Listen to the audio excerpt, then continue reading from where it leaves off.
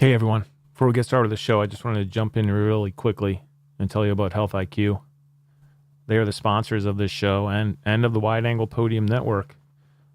And I'd love to get you lower rates on your life insurance through Health IQ. Health IQ is a life insurance company that celebrates the health conscious, including cyclists. And you can visit healthiq.com/WAP to learn more and get a free quote. Or if you check out their life insurance frequently asked questions page, you can get your your frequently asked questions answered there. That's www.healthiq.com/FAQ. The internet's going to tell me you don't need that www part, which is good because it's not easy to say. Just healthiq.com/FAQ. They can get you lower rates. Health insurance, something that you need. It is not necessarily for you. It's for the ones who you love. And in that instance, it is actually for you, because one of the things that you want to do is take care of your loved ones. You want to make sure if something happens to you that they're doing okay. And Health IQ wants you, because as a Wide Angle Podium Network viewer, you're already a health conscious person. We know you are. You're a runner or a cyclist or a CrossFit person. And that's who they're after. Those are the folks that they want. You're a better risk. They can get you a lower rate, and they can do it if you go to healthiq.com/WAP. Okay, let's get on with the show.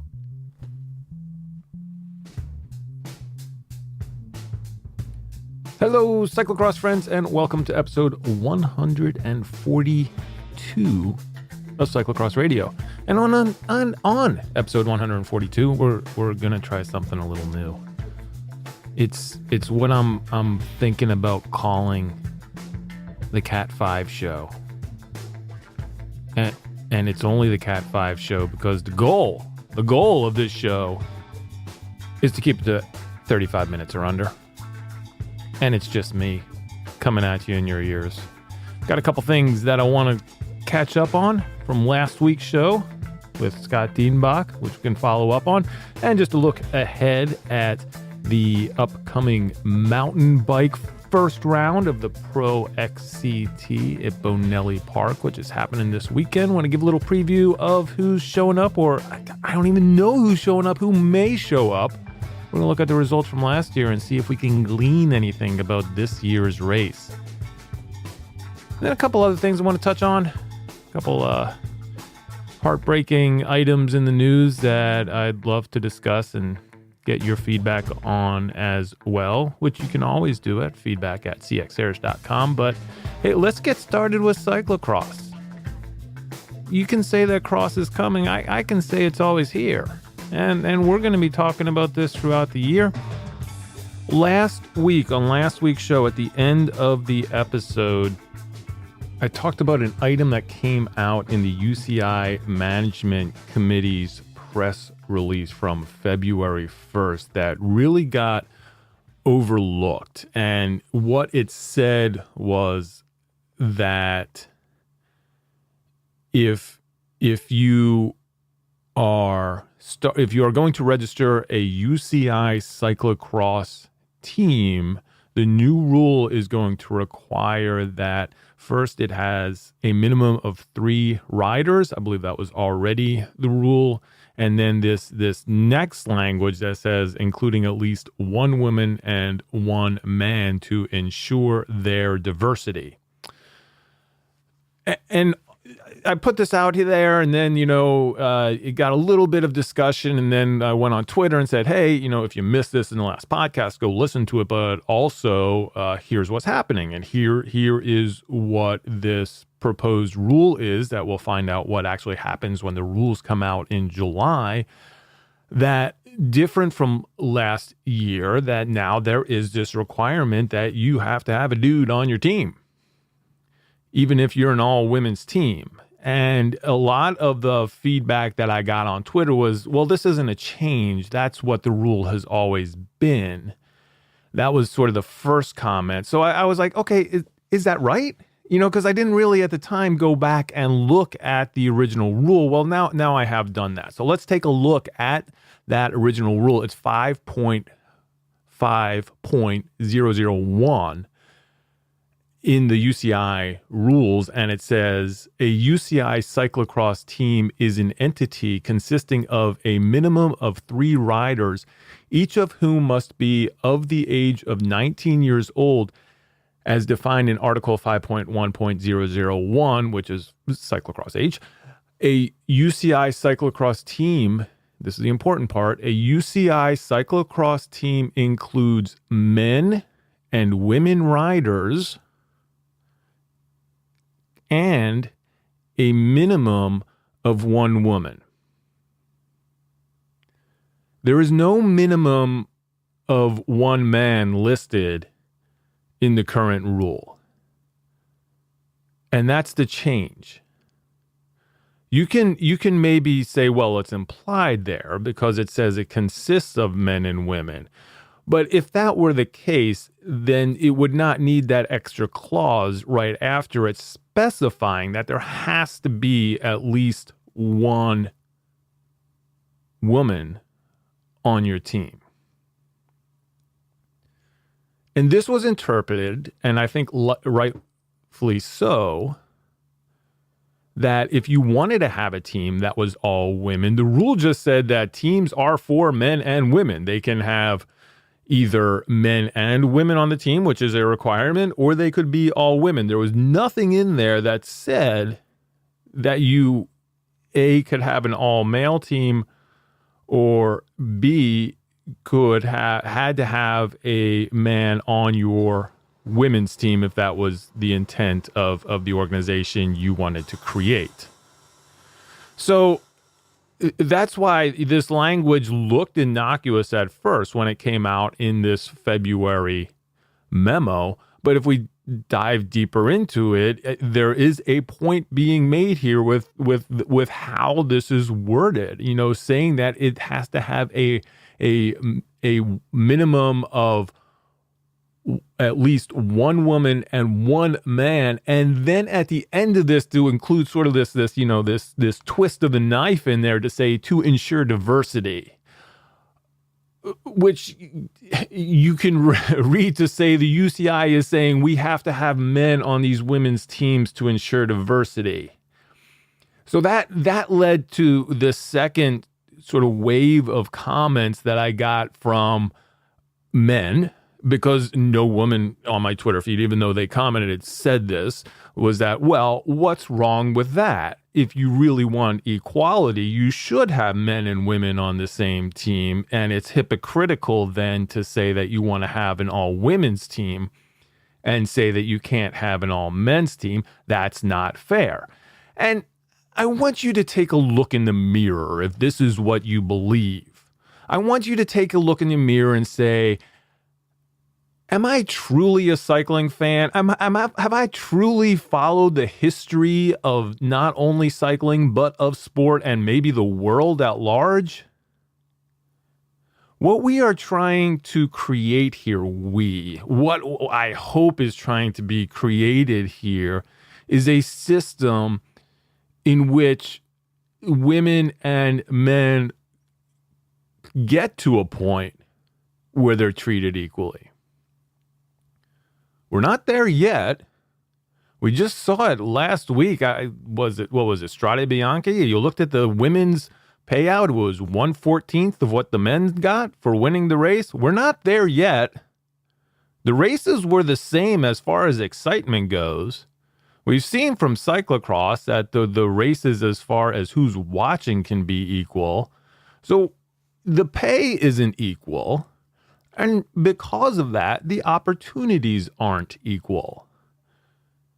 So by saying that it's fair to have a man be on a team that's meant for women is crap, because the opportunities for women to race and be full-time racers are much fewer than the opportunities for men. so that if you started a team, and believe me, being in the cycling industry for as long as I had, I can tell you that the first thing everybody is going to scream is that we don't have money.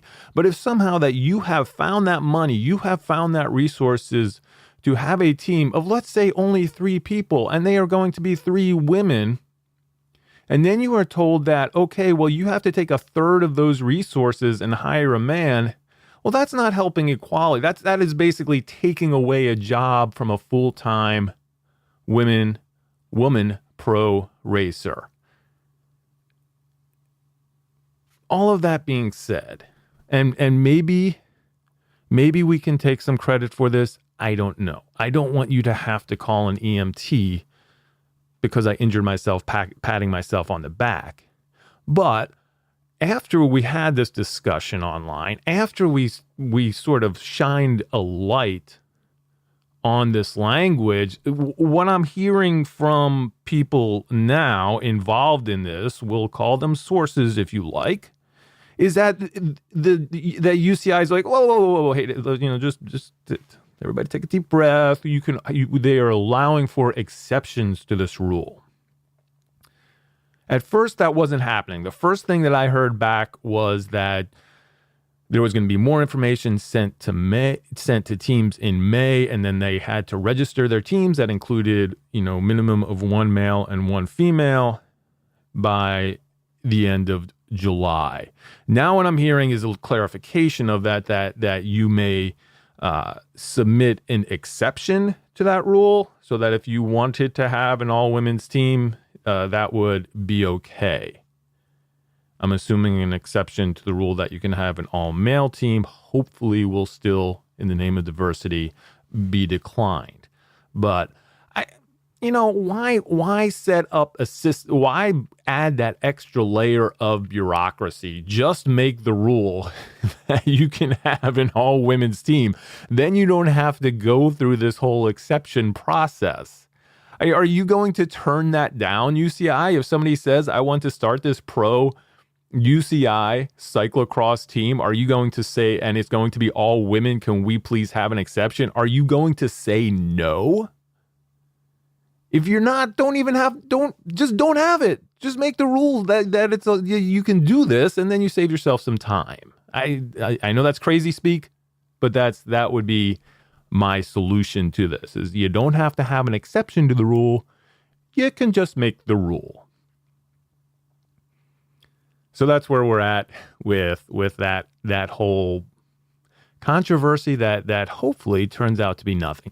But it also it brings up a follow-up point, and it's something that, from following the sport, we love, because it's something that we can always talk about when the season starts, and in August and September, and some of these things when people are starting to think about cyclocross again, unlike you and me cyclocross friends, where we're thinking about these things all year round. When people are starting to think about these subjects again in August, in September, and October, and we say, hey, remember, there's this rule change that happened, and they're like, whoa, when did that happen?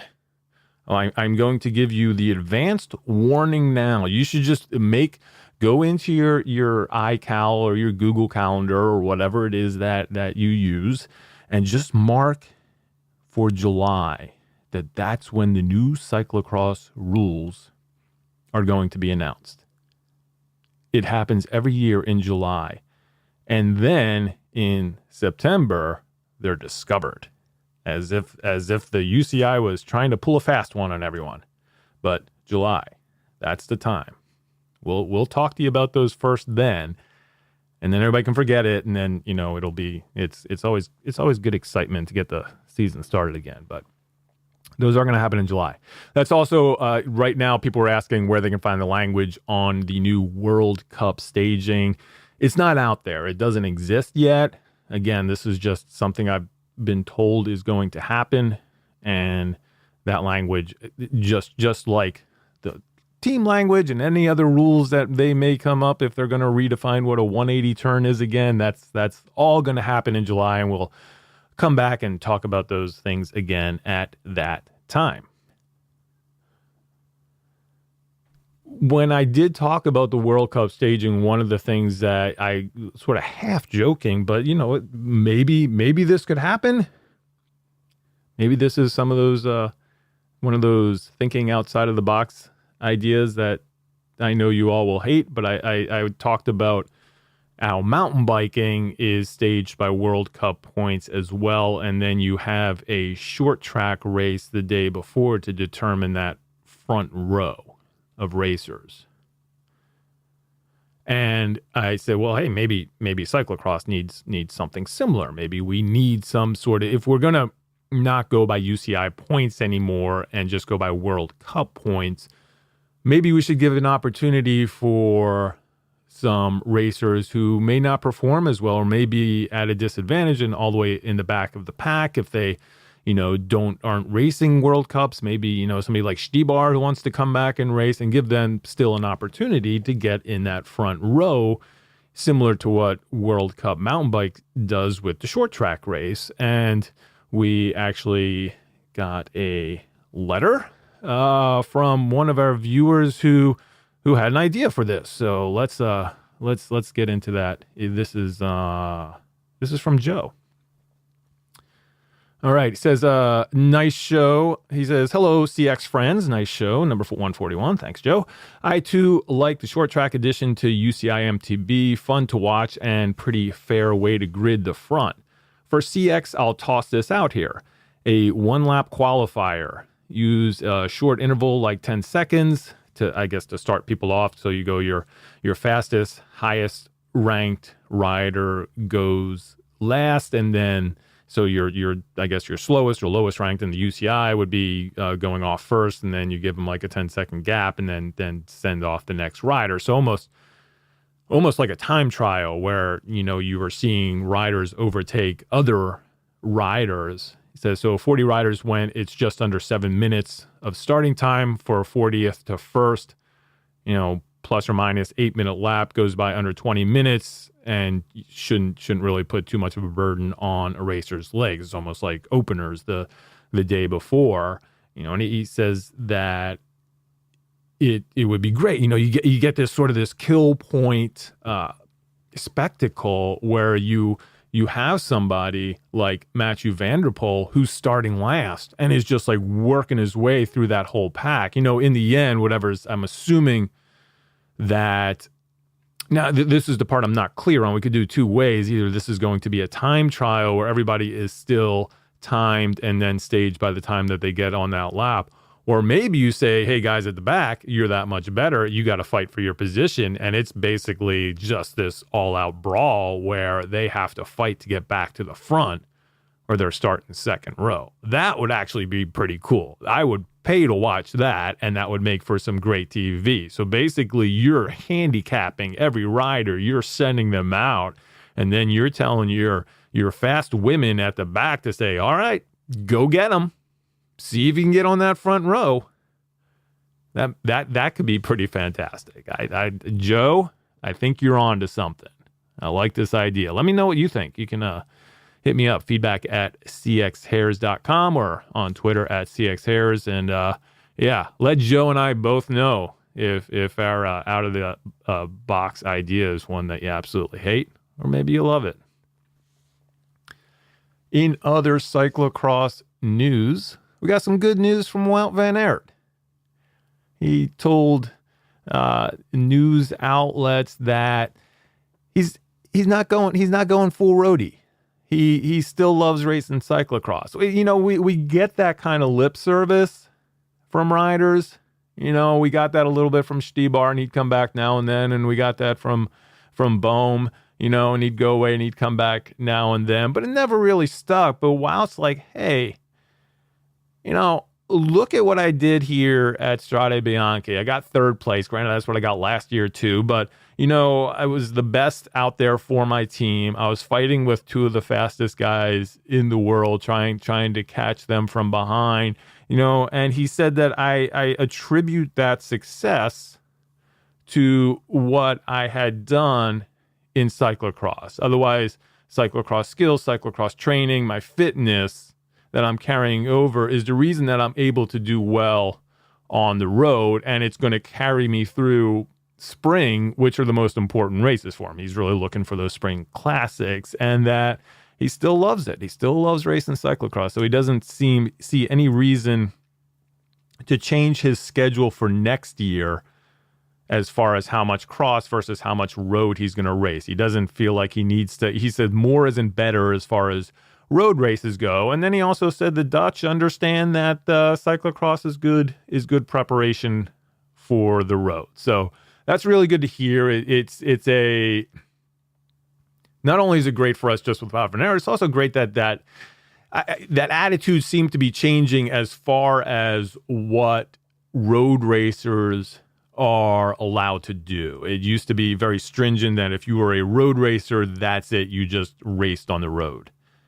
And teams didn't want their riders really doing anything else. So that his team understands that is part of his program, part of his official program, is really great. And hopefully other riders will follow suit. But good to know that we'll get Wout back on the dirt next year for most of the season. Other news in cyclocross, that DVV, the insurance company, is retaining their title sponsorship of the DVV series, which is good news. They were looking at their numbers, looking at the viewership, looking at just the success of the races over the past year and the growth of the series. Very happy with it and happy to stay on as a title sponsor. That's exciting. And then if you haven't heard the news, hopefully you had. The other exciting thing about the DVV series for next year is that they will include, thanks to the hard work of Helen Wyman, they will include a new classification in that race series, and that classification is going to be junior women. Just pretty kick-ass. So there is going to be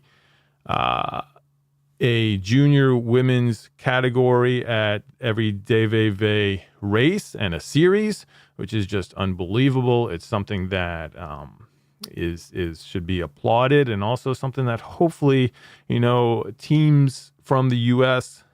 that have junior women can go over, and the USA cycling program can support and be a part of. They looked at this, and one of the things that I think swayed the DVV to say, hey, this is something that we need to do, is that they looked at the one race that they had at Lowenhout, and you look at the top 10, and 6 out of that top 10 were from different nationalities. So you had 6 different nationalities in the top 10. That's a better way of saying that. And that was important to them. You're getting that global reach. And that's great to hear, especially when me always complain about these series and that Belgium doesn't want to move and they're kind of stuck in this. If it's all Belgian, they're perfectly fine with that. They like having that insular sport aspect to themselves, that the sponsors of that are saying, holy cow, look at this is great, look at all the different countries that participated in the sport at this level. That's something that we want to nurture and we want to grow. You gotta love that, and that's great for the sport. So kudos to the DVV for having that. Hopefully other series will follow suit, and we'll get junior women's cycling throughout every series, both in North America and also in Europe. Okay. Viewer mail. We already had that great letter from Joe. Also got a voicemail here that we can check in on. Let's see who this voicemail was from. Oh, no name. All right. Well, let's just play it. See what happens here. Here we go. Hey, Bill. I was wondering if the new UCI rules requiring teams to have a minimum of 1 female and 1 male has anything to do with the return of former European U23 cycling legend Stim Yarden. Really curious what you think about this, but I don't care about what Scott and Mr. David think about it, because basically they put on a whole episode about him, and all they talked about was steer tubes and headsets. So Just wondering what you thought about that. Thanks. All right, STEM jargon, yeah. I'm not sure. I'm not sure if STEM jargon has anything to do with changes. It is great to see him back in the game, though. He's a rider that we really thought was going to be a world champion, and to see him competing again and making a comeback is something that all of cyclocross is going to have their eyes on. He is a people's champion for sure. If you have no idea what I'm talking about, go listen. This is a segue right here. Go to wideanglepodium.com. Look at the Bike Shop CX show number 43. So that's BSCX 0043 that came out at the end of January. And they're talking about stems and steerer tubes, and they named their show episode STEM Jargon, which I thought was a great rider name. So we're going with it. We're going with the legend of STEM Jargon. Seeing how he does this year in races. Regardless, listen to the show. Listen to the Bike Shop CX. Listen to all of the shows that we have out there to offer on the Wide Angle Podium. And oh boy, talking about the network, the WAP network, do we have some amazing news that I hope you've already heard about. But if you haven't, you need to get on this right away. The Wide Angle Podium Network. Notice I no longer say the Wide Angle Podium Podcast Network, because we are way beyond just podcasts. We've moved on. Podcasts are the cash cow. I can't even say that with a straight face. Podcasts are the foundation of the Wide Angle Podium Network, but they're not the only part of it. I mean, look, even I got my YouTube channel up there, so we got video content in the Wide Angle Podium Network. That's one thing. Cyclocross television, that's part of it. We're going to add some mountain bike television. I'm not sure what we're going to call that. I think mountain bike game day, MTB game day. That may be what we're going with, but that's going to be on there starting next week. I'm putting that out there now to make sure I actually edit it and get it up there. But we're going to have highlights from Benelli, which we're going to talk about in a second. But that's part of the Wide Angle Podium Network. And now, this breaking news. We have partnered with Roller Derby. And that is one of the most exciting things that we've done. You have to go back several years to know what Roller Derby was all about. It was a website started by our friend Luke in Minnesota, and it was pari-mutuel betting on cycling propositions. I'll try to explain what that means. Basically, it doesn't cost anything. You sign up for Roller Derby, go to Roller Derby's ROULEUR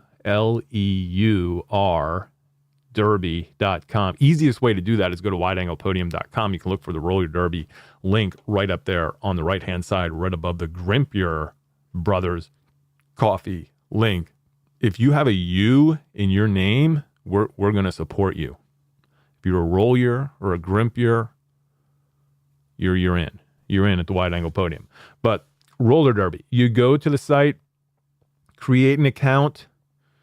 If you are a Wide Angle Podium member, you automatically get 500 bonus points. So I believe you start normal people, lower level people start at 1,000, Wide Angle Podium people start at 1,500. So you're already ahead by becoming a member. That's kind of why we wanted to partner with them, so you could have a leg up on the fun. So first, become a member of the Wide Angle Podium. Click on the Become a Member there. Then once your email is in our system, when you sign up at Roller Derby, it will automatically know that you are a Wide Angle Podium member, and you'll get those 500 bonus points right off the bat. And then once you have that, and again, this is all free, you have those points, those dollars, whatever you want to call them, we refer to them as points, and you can start betting on cycling propositions. What does that mean? They're easy ones, such as coming up, who will win Milan-San Remo? Cyclocross friends, once the cyclocross season starts, these are going to turn over to cyclocross propositions. Right now we're in road season, so we're getting road propositions. So you say, who will win Milan-San Remo? You click on that, and then you will see all the favorites, and then you can start betting. You can see the odds. The odds will change throughout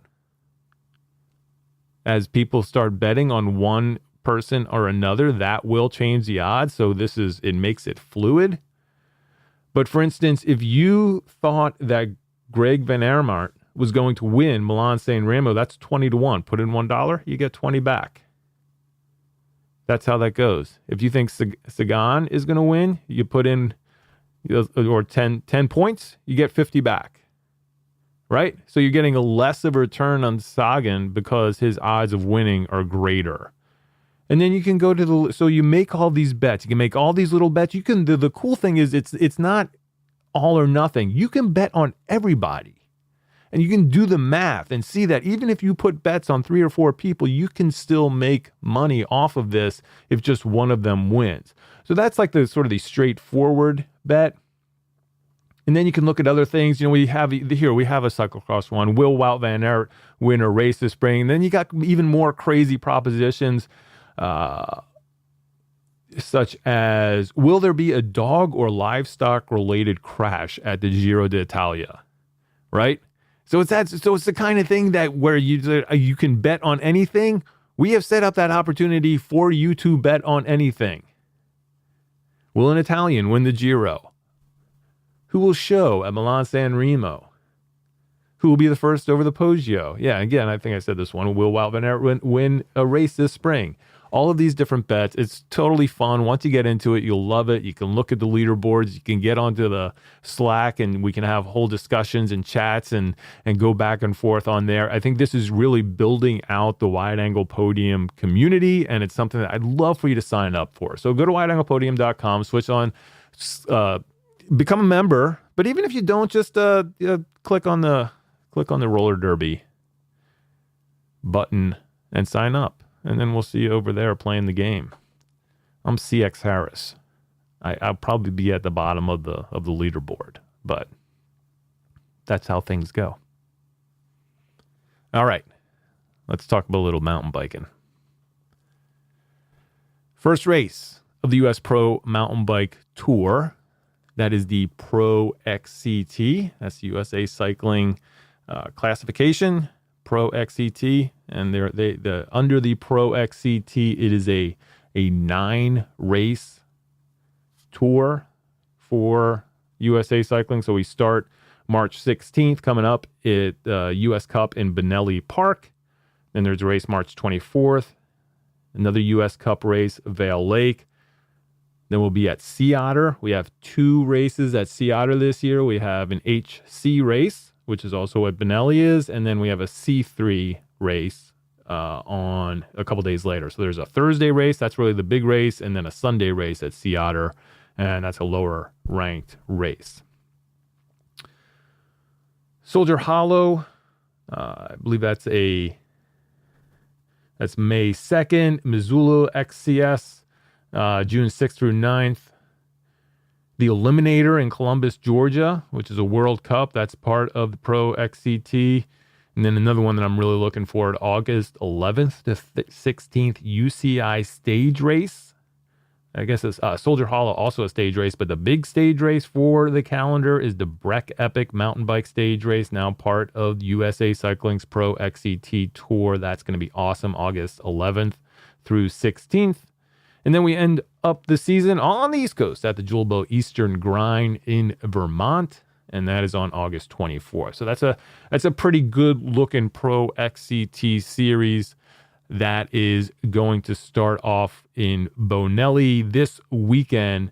Interesting thing about the race this year, last year was much closer to Sea Otter, so that I think that may change who we see out there this year versus last year, but it was a good check to see where people are at. But also, it's a good reality check to know that this is really early in the season. This is March, and you're looking at September for the World Championship. So we have a long way to go. We even have, we still got a month or a couple months until we have our first World Cup race.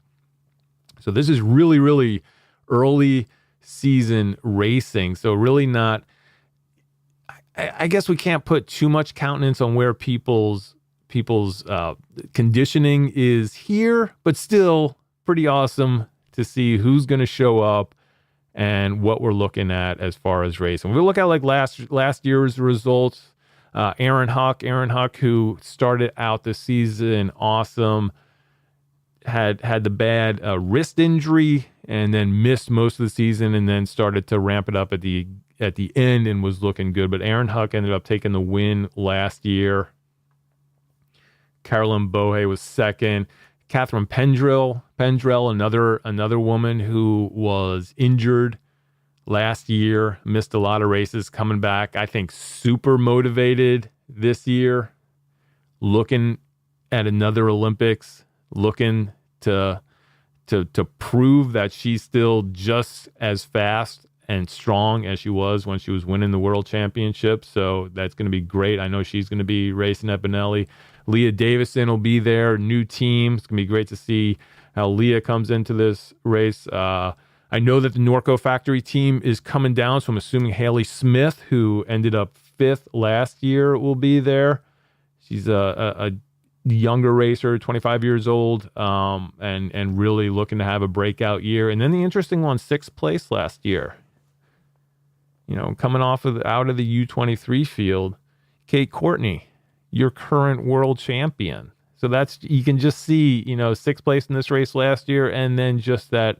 And this also, she was coming into this last year training for Cape Epic. So not really training for the shorter cross-country effort. So again, not sure if Kate's racing this year. I'm hoping she is, assuming she'll be there. It'll be good to see the world champ stripes on American soil for this first race. Sandra Walter was 7th last year. Eva Lechner, don't think Eva's going to be there since she is now a full-time cyclocross racer, although it looked like she signed on with a team to race some of the World Cup, so we should see Eva racing once we get to European racing, which makes sense, because I'm assuming that she's still going to be looking for that Olympic spot for Italy. Last year in 9th place, Emily Batty, same thing, not the start that she wanted the season, but came on super strong by the end. I believe Batty will be racing in this one, so it'll be great to see her lining up over the weekend. Haley Batten, she's going to be there. She was 10th last year. And then, on down the line, other names just sort of stick out. Sofia Gomez Vichafanye, Sevilla Blanc on her new team, Jen Jackson, Crystal Anthony. Ellen Noble is not racing in this. I think Ellen's going to start at Sea Otter. But really, just star-studded field. If we get those same riders coming up this year, that's going to be a sweet one. We're at 36 minutes. I said I was only going to go 35. It's going to be the longest Cat 5 race out there ever. But let's quickly look at the men, see where they were at. On the men's side, winning the race last year, now a full-time mountain bike racer. He made the decision, signing on with the Specialized team, Christopher Blevins.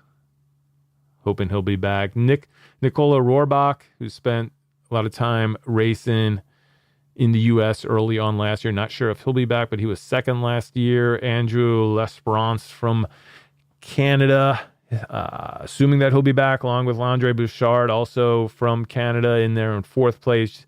Jonas Lindberg was 5th last year. Peter De Serra, Sebastian Carnson, Alex Wild, and on down there. I know, guys. I'm sorry. I'm not as excited about the men's field as I am about the women's. We got so many heavy hitters on the other side, but this is going to be good racing as well. They're going to prove me wrong, and this is going to be a sweet race. Looking forward to the action on the men's side at Benelli as well. As I said, I'm going to have recaps of all of these races. I will be on site covering all the action and getting it back to you mainly through video. So check out the Instagram feed at CX Hairs. And also on YouTube, if you just search for CX Hairs, should pop up there as well. I'm going to save a couple topics I have here on my list for next time. I want to get you guys out of here. Didn't know I could just talk solo for this long. I guess I could and more. So if you like this format, I'm not going to do it every week, but if you like it, every once in a while we'll jump in here and do the Cat 5 shows to get some things that are sort of whirring around in my brain on mic. Tragic loss with Kelly Catlin. I wanted to go a little deeper into this topic. I think I'm going to wait until the next time I do this because I think it's really important. There are some touchstones that how athletes who die by suicide, how their stories are handled, and how we, with social media, process and share these stories. Maybe I need a couple more days to sort of get my thoughts really in line, so I don't say anything that doesn't come out the way I mean it. But I definitely want to have this discussion, so we're gonna table that for now. But what I would say is that go to Velo News, read Fred Dreyer's article on Kelly and her family. He did a great job, and it really tells it shows you how complicated not only Kelly's life was, but the whole story behind what happened, from possible head injury to such a drive in life to succeed and to be the best, to dealing with depression, to everything that went on, and so much that we'll never know what went on. We can't know. We're not inside of her head. We can't know. But I really liked Fred's reporting on that. So go check that out at Velo News. And I will also say, just on that topic, a book that I don't even know if it's on that topic, is if it's related. That's what I'm saying. This is so complicated, but tangentially, if Reasons to Stay Alive by Matt Haig. Go look at that. Matt Haig, Haig. It was a really compelling book, well written. It's not clinical, yet it is a great explanation and dive into depression and what it means, what it is, how Matt Haig, the author, worked his way through it, from not being able to leave his house to having a more normal life. But it was something that was compelling to read. It's a really fast read, and I think just a wonderful book worth picking up. I wanted to do this at the end of the show. We're doing an extra lap here, but along with that book, I just want to give you another book. This is Bill's Book and Music Club time of the show. Go check out Smoke City by Keith Rosson, Rosson. This is nothing to do with cycling. Just a fun book. Every once in a while, we need to get away from it and do something different.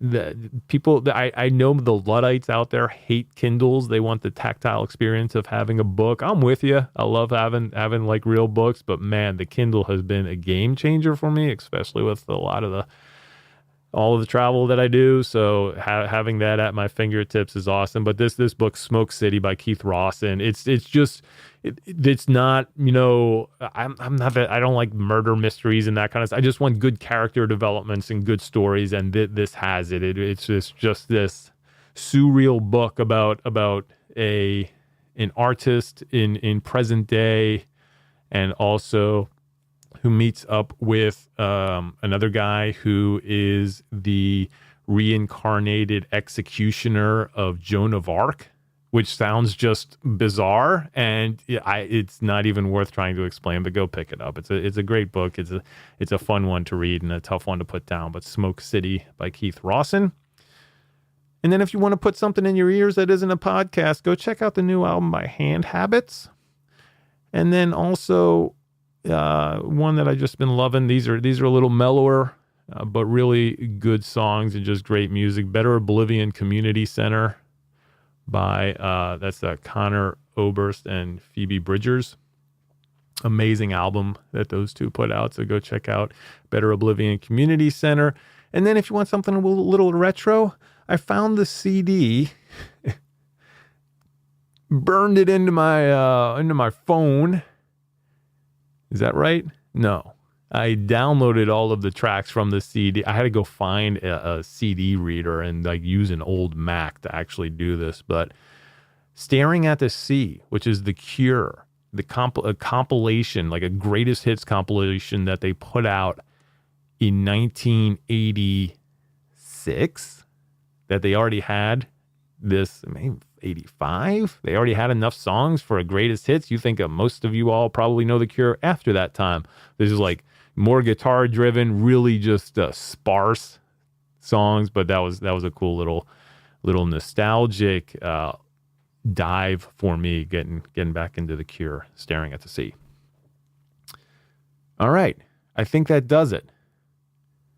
Life insurance. If you need life insurance, please go visit our friends over at Health IQ. They are the sponsors of the Wide Angle Podium Network, and this podcast is supported by Health IQ. They're a life insurance company that celebrates the health conscious, including cyclists. What I'd love for you all to do, I'm not going to give you a long pitch on this because I said I was going to stop, and I'm going to do that in the next minute. What I want you to do is go to healthiq.com/WAP to learn more and to get a free quote. Basically, I know you all are in great shape.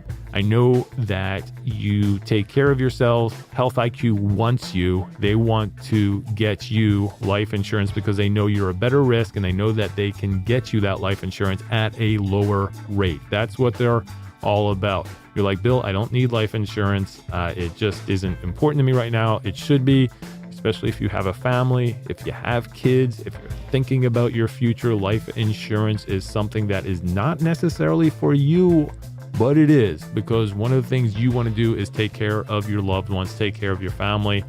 That's why you get life insurance, because you're an awesome person in awesome shape who may have things like higher BMI, and other places are going to go, oh, that's bad. But you're like, hey, I'm an athlete. The numbers are just all wonky. They know that.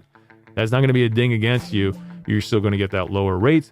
healthiq.com/WAP. If you want to get a hold of me, feedback at cxhairs.com, on Twitter at cxhairs, on Instagram at cxhairs. Thanks so much for staying with me during this Cat 5 show.